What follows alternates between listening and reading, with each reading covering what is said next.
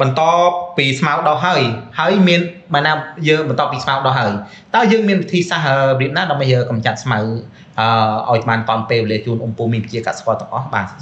សូមជ័យបាទអរគុណច្រើនបងសម្រាប់សំណួរបាទអញ្ចឹងតកតងជាមួយនឹងបងប្អូនជាកសិករយើងដែលគាត់បានធ្វើអីហើយគាត់បាញ់ថ្នាំឃុំអត់តាន់អញ្ចឹងគឺយើងមានជំរើសមួយទៀតគឺយើងបាញ់កម្ចាត់ស្មៅនៅពេលដែលស្មៅយើងចាប់ផ្ដើមដុះបាទអញ្ចឹងបើសិនជាពូមីងបងប្រើប្រាស់ថ្នាំកម្ចាត់ស្មៅឲ្យបានសមស្របគឺធ្វើយ៉ាងម៉េចឲ្យស្រែរបស់ពូមីងបងចាប់ពី10ទៅ15ថ្ងៃបាទអញ្ចឹងគឺនៅចន្លោះអាយុកាលប៉ុណ្ណឹងគឺស្មៅរបស់យើងវាមានចន្លោះប្រហែលជាស្លឹក2ស្លឹក3បាទអញ្ចឹងគឺយើងអាចប្រើប្រាស់ពួកស្មៅស្មៅដែលមាននៅក្នុងស្រែរបស់យើងហ្នឹងវាមានដូចជាពួកស្មៅបែកក្បាលមានតុយមានស្មៅតុយកងោបាទវាមានស្មៅចំពោះទាបាទហើយសារដែលបងប្អូនដែលតែងតែហៅហ្នឹងហៅសារស្មៅបែកក្បាលជីថ្មីអូខេបាទសម្រាប់បែកស្មៅបែកក្បាលជីថ្មីហ្នឹងភាគច្រើនបច្ចុប្បន្ននេះគឺវាកំពុងតែមានការរីករាលដាលខ្លាំងគឺនៅតំបន់បាត់ដំបងហើយនិងខាងពោធិ៍សាត់បាទហើយថែមនឹងទៀតគឺមានដូចជាពពួកកក់បាទមានកក់ព្រៃក្តាមកក់ឆាត់ហើយនឹងកក់ចៃម៉ែងផ្សេងហ្នឹងហើយអញ្ចឹងតើលោកគ្រូអាចនិយាយពីការប្រើប្រាស់ដែលលោកគ្រូធ្លាប់កន្លងមកយើងមានបទពិសោធន៍ទៅលើកត្តាជោគជ័យនៃការប្រើប្រាស់ជីថ្នាំស្មៅរបស់ក្រុមហ៊ុន UT Crop បាទលោកគ្រូជួយចែកម្លែកដល់បងដែលគាត់បានធ្វើស្រូបប្រាំងខ្លះមកបងបាទអញ្ចឹងតើតើនឹងអាយុកាលដែលយើងប្រើប្រាស់ថ្នាំដើម្បីកម្ចាត់ស្មៅឲ្យបានល្អគឺដំណាក់កាលអាយុកាលចន្លោះពី10ទៅ15ថ្ងៃហើយដំណាក់កាលហ្នឹងគឺស្មៅយើងចន្លោះស្លឹក2ស្លឹក3បាទអញ្ចឹងយើងមានផលិតផលក្រុមហ៊ុន UT Crop 2ម៉ាកណាបាទយើងម៉ាកទី1គឺម៉ាកសេសមុទ្រ3ម៉ាកទី2គឺម៉ាកកសិករមែនគោអូខេបាទអញ្ចឹងម៉ាកសេសមុទ្រ3គឺយើងមាន UT កម្ចាត់ស្មៅហ្នឹង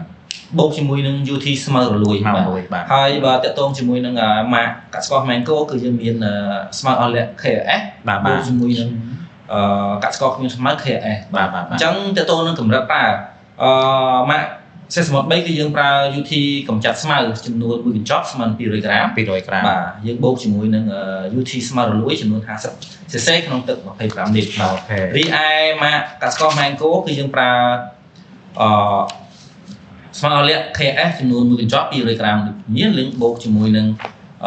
កសិករគ្មានស្មៅ KS ចំនួន50 cc ក្នុងទឹក25លីត្រដូចគ្នាបាទអញ្ចឹងដើម្បីឲ្យបាញ់ថ្នាំទៅដែលមានប្រសិទ្ធភាពហ្នឹងចំណុចទី1គឺទាមទារឲ្យដីពូមីងបងស្មើល្អរៀបស្មើអូខេទី2ដីត្រូវតែមានសំណើមទី3គឺយើងធ្វើម៉េចបាញ់នៅពេលដែលមានអាកាសធាតុស្ងួត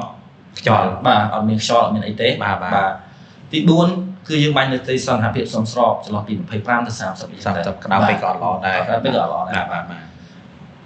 អញ្ចឹងជាចុងក្រោយក៏ខ្ញុំចង់មានជាសំណួរមួយទៀតបាទពាក់ព័ន្ធនឹងលោកគ្រូរ៉ាន់ដដែលហ្នឹងពាក់ព័ន្ធតើលោកគ្រូមានវិធីសាស្ត្រណាដើម្បីលាយថ្នាំហ្នឹងទៅ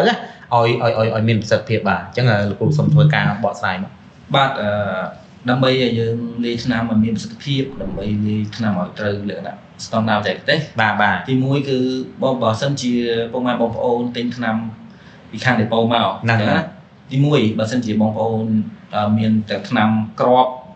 មានតែថ្នាំម្សៅទាំងថ្នាំទឹកអញ្ចឹងជាសាស្ត្រក្នុងការលាយចំណុចទី1គឺបងប្អូនព្យាយាមលាយពពួកណាដែលមានប្រភេទក្រប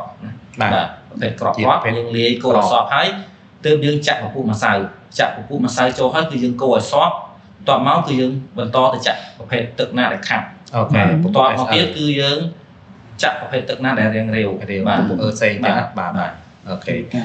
បាទអញ្ចឹងលោកគ្រូអាចរៀបរាប់ពាក់ព័ន្ធនឹងការលាយរបស់ផលិតផលថ្នាំស្មៅក្រុមហ៊ុន UT Crop បានទេគ្រូបាទ